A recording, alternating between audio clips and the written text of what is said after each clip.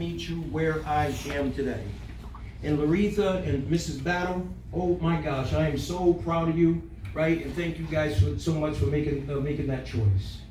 So that choice came for me, and if it's okay, I'm going to step up from behind here because I am a pastor. And if I stay back here, I might wind up taking you guys to church.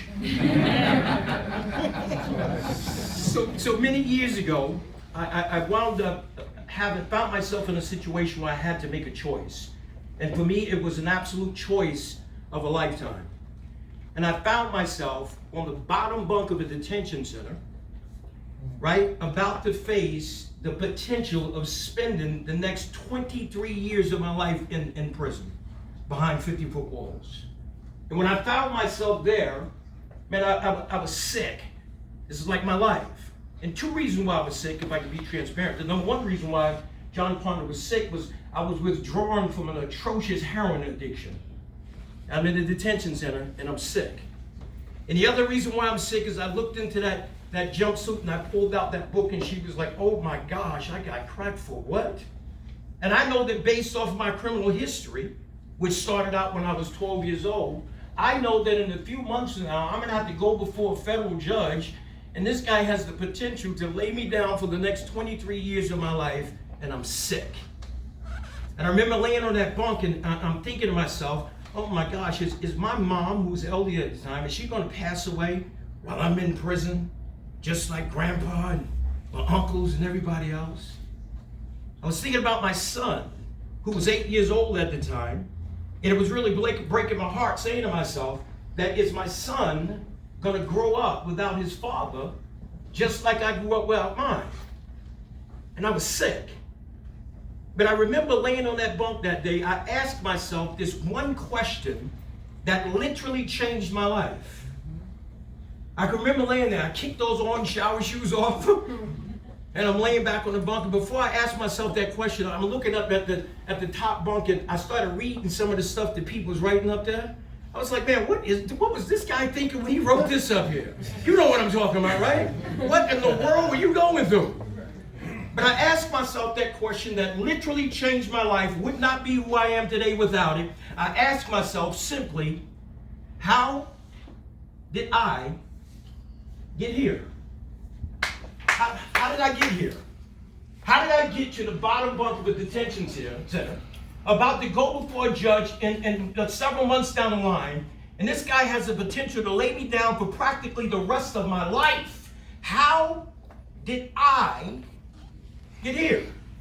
Because sometimes when we find ourselves in situations like that, we can come up with these elaborate excuses and start blaming everybody else in the world around us. I can say that I got here because I grew up in the hood. I got this way because my dad wasn't there. I got this way because of the gang, whatever the case would be. But in this moment, I had to accept responsibility for me. And I asked myself, how did I get here?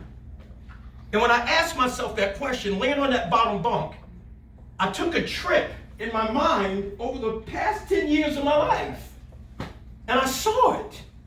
I saw all those things that led me up to that moment. You know what I saw? I saw the people, I saw the places, I saw the things, I saw the girls, I saw the gang, I saw the money, I saw the lick. I saw all those things that I made the choice and wasted time, effort, energies on. And then I realized that in that moment, all those things over the past 10 years of my life led me up to that moment where I'm about to go before this federal judge, and he's going to determine how I'm going to spend the next 23 years of my life. How many people by show of hands in this room agree with that principle? Right? Well, I'm excited your hands come up, because if you grab onto this, I promise you it will literally change your life. Now let's recap that. Laying on the bottom bunk of the detention center, about to go before the judge, he's going to tell me how did I get here? Took a trip back over the past 10 years of my life, and I saw it. I saw the people, the places, the things. I saw the girls, I saw the lick, I saw the money, I saw the homies. And what I did not know then, that I do know now, was that my associations determine my destination. Yeah.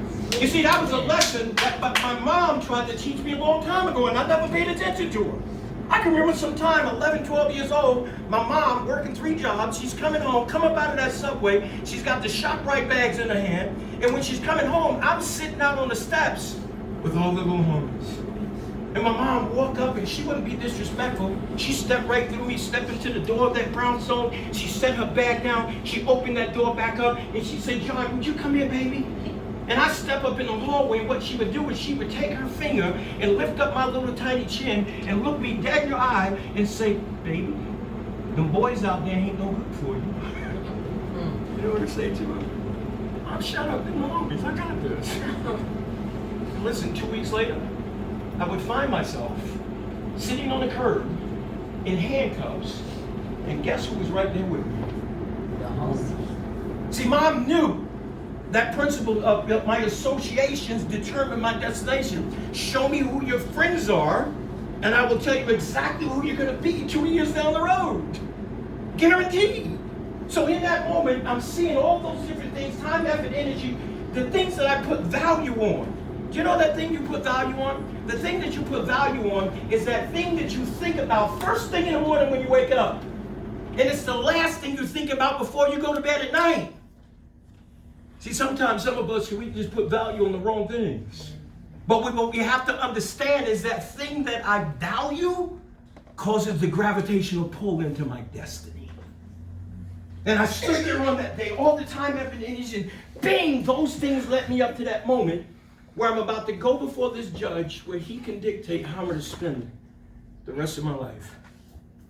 My life changed in an instant when I realized that.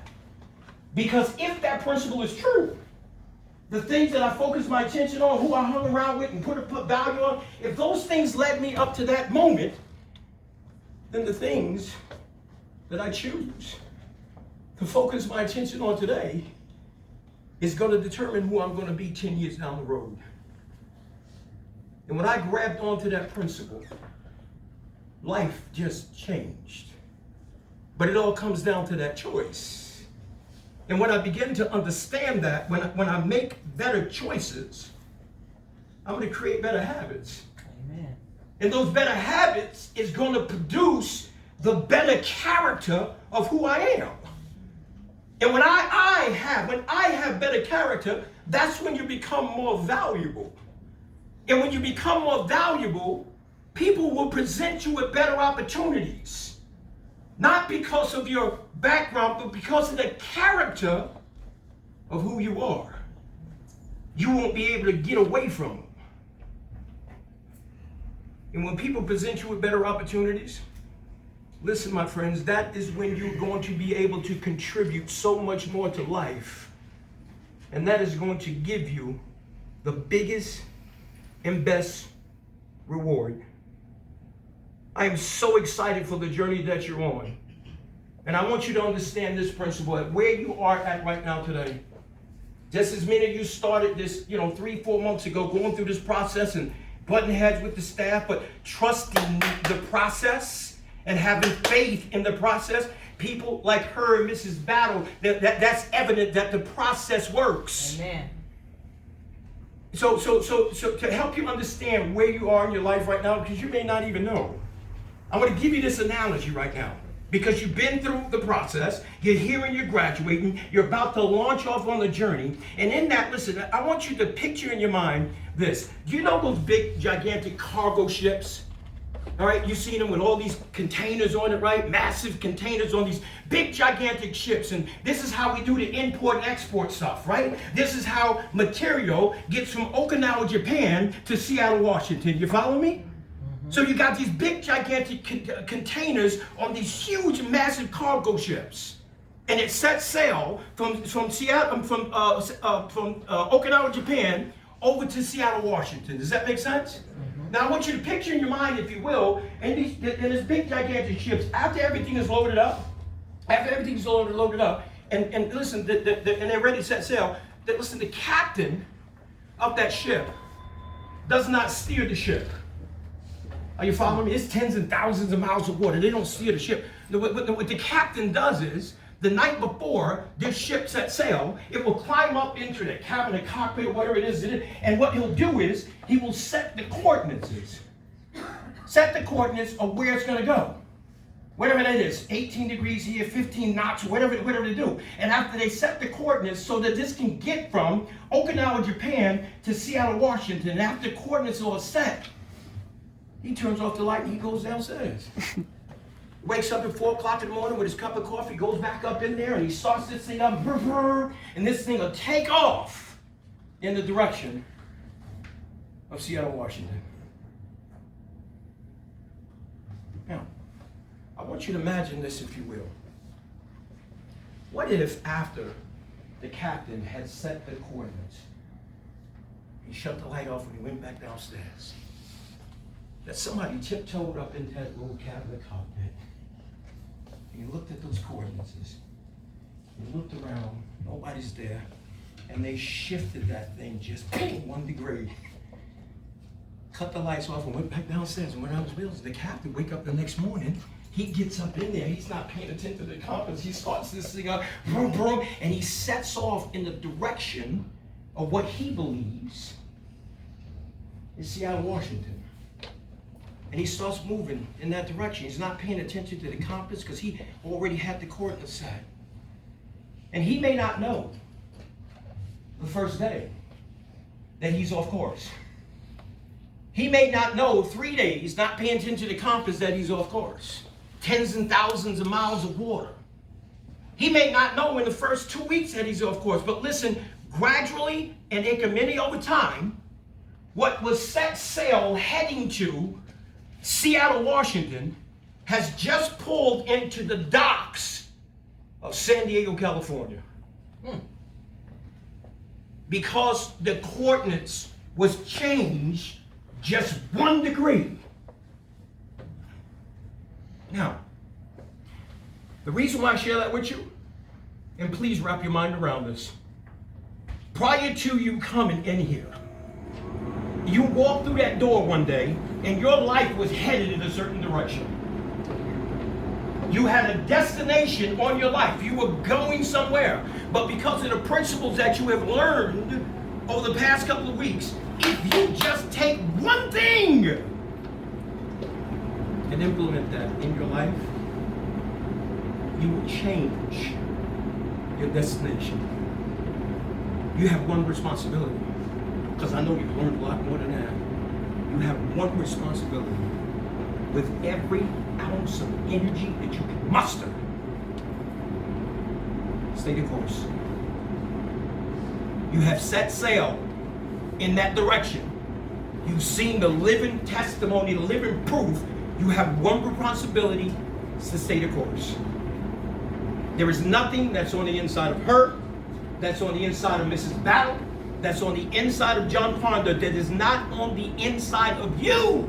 You just simply have to stay focused, tap into that, utilize every resource that you have available for you in this room. And look, I'm looking across this room and seeing the people from parole and probation in this room. Do you realize the plethora of resources that you have available to you? I celebrate your success in advance. I look very forward to hearing the other success stories that we heard here in this room. Every one of you has a success story on the inside of you. Please do everything you can to tap into that. And I just want to personally tell you that my organization, Home for Prisoners, whatever we can do to help, blow wind underneath your wings to help you to sail into that destiny. I'm committing today to be able to do that. God bless you. I will keep each and every one of you in my prayers. And we look forward to just phenomenal success from you. Thank you.